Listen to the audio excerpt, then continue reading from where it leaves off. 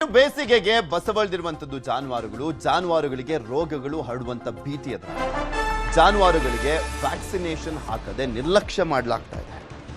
ಬಿರು ಬೇಸಿಗೆಗೆ ಜಾನುವಾರುಗಳು ಕೂಡ ತಾಪತ್ರ ಎದುರಿಸ್ತಾ ಇರುವಂತದ್ದು.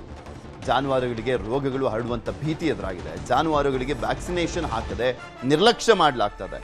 ಗದಗ್ನ ಪಶು ವೈದ್ಯಕೀಯ ಸೇವಾ ಇಲಾಖೆ ನಿರ್ಲಕ್ಷ್ಯ ಇದೆ. ವ್ಯಾಕ್ಸಿನೇಷನ್ಗೆ ಬಳಸುವಂತ ಸಿರಂಜ್ಗಳು ಹಾಳಾಗ್ತಾ ಇದಾವೆ.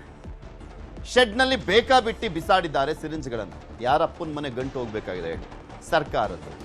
ಇವ್ರಿಗೆ ಹೆಂಗಿದ್ರು ಸ್ಯಾಲ್ರಿ ಆಗ್ತಾ ಇರುತ್ತೆ ಗೌರ್ಮೆಂಟು, ನಮ್ಮ ಟ್ಯಾಕ್ಸ್ ದುಡ್ಡಲ್ಲಿ. ಅವ್ರ ಕೆಲಸನಾದ್ರೂ ನೆಟ್ಟಗೆ ಮಾಡ್ತಾರಾ? ಅದನ್ನೂ ಮಾಡ್ತಾ ಇಲ್ಲ. ಕಾಲುಬಾಯಿ ರೋಗಕ್ಕೆ ವ್ಯಾಕ್ಸಿನೇಷನ್ ಹಾಕುವಂತ ಸಿರಿಂಜ್ಗಳು ಹಾಳಾಗೋಗ್ತಾ ಇದಾವೆ.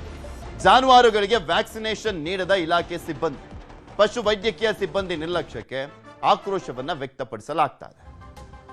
ಜಾನುವಾರುಗಳಿಗೆ ವ್ಯಾಕ್ಸಿನೇಷನ್ ಮಾಡಿಸ್ಬೇಕು ಈ ಟೈಮ್ನಲ್ಲಿ. ಪಶು ಇಲಾಖೆ ಹಾಗೂ ಪಶು ಆಸ್ಪತ್ರೆ ಏನಿದೆ ಗದಗ ಬಸ್ ನಿಲ್ದಾಣ ಹತ್ತಿರ, ಇಲ್ಲಿ ಜಾನುವಾರುಗಳಿಗೆ ಮತ್ತು ಇತರೆ ಪ್ರಾಣಿಗಳಿಗಿರ್ಬೋದು ಅಥವಾ ಈ ಇಲಾಖೆಯಿಂದ ಕೆಲವು ಔಷಧಿಗಳನ್ನು ಅನಂತರ ಸಿರಿಂಜ್ಗಳನ್ನು ಖರೀದಿ ಮಾಡಿ ಈ ಇಲಾಖೆಯಲ್ಲಿ ಶೇಖರಣೆ ಮಾಡ್ಕೊಂಡು ಇಟ್ಕೊಂಡಿದ್ದಾರೆ. ಅವು ಸರಿಯಾಗಿ ಬಳಕೆ ಆಗ್ಬೇಕಂತಂದ್ರೆ ಅಧಿಕಾರಿಗಳು ಅವನ್ನ ಸುರಕ್ಷಿತ ಜಾಗದಲ್ಲಿ ಇಡಬೇಕು ಮತ್ತು ಅವಕ್ಕೆ ಹಾನಿ ಆಗಲಾರ್ದಂಗೆ ತಾವು ಎಚ್ಚರಿಕೆ ವಹಿಸಬೇಕಾಗಿತ್ತು. ತಮ್ಮ ಕರ್ತವ್ಯ ಲೋಪದ ದೃಷ್ಟಿಯಿಂದ ಇವತ್ತು ಲಕ್ಷಾಂತರ ರೂಪಾಯಿ ಮೌಲ್ಯದ ಸಿರಿಂಜ್ಗಳು ಮತ್ತು ಔಷಧಿಗಳು ಹಾಳಾಗುವ ಪರಿಸ್ಥಿತಿಯಲ್ಲಿ ತಲುಪಿವು.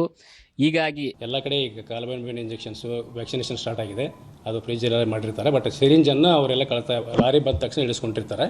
ಒಂದು 2 ದಿವಸದ ಮಟ್ಟಿಗೆ ಕಳಿಸಿರ್ತೀವಿ ನಾವು. ಅದು ಈಗಾಗಲೇ ಆಲ್ಮೋಸ್ಟ್ ಎಲ್ಲ ಹೋಗಿದೆ. ಇನ್ನೊಂದು 2 ದಿವಸದಲ್ಲಿ ಕ್ಲಿಯರ್ ಆಗ್ತದೆ ಅಷ್ಟೇ.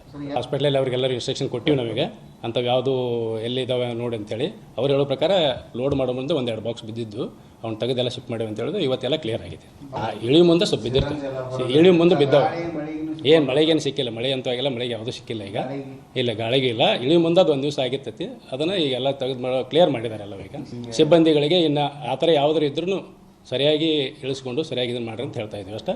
ಮುಂದೆ ಆ ಥರ ಆಗಿದ್ದು ಈಗಾಗಲೇ ಇನ್ಸ್ಟ್ರಕ್ಷನ್ ಕೊಟ್ಟಿವಿ ಎಲ್ಲರಿಗೂ. ಮುಂದೆ ಆ ಥರ ಆಗ್ಲಿಕ್ಕೆ ಮಾಡ್ತೀವಿ.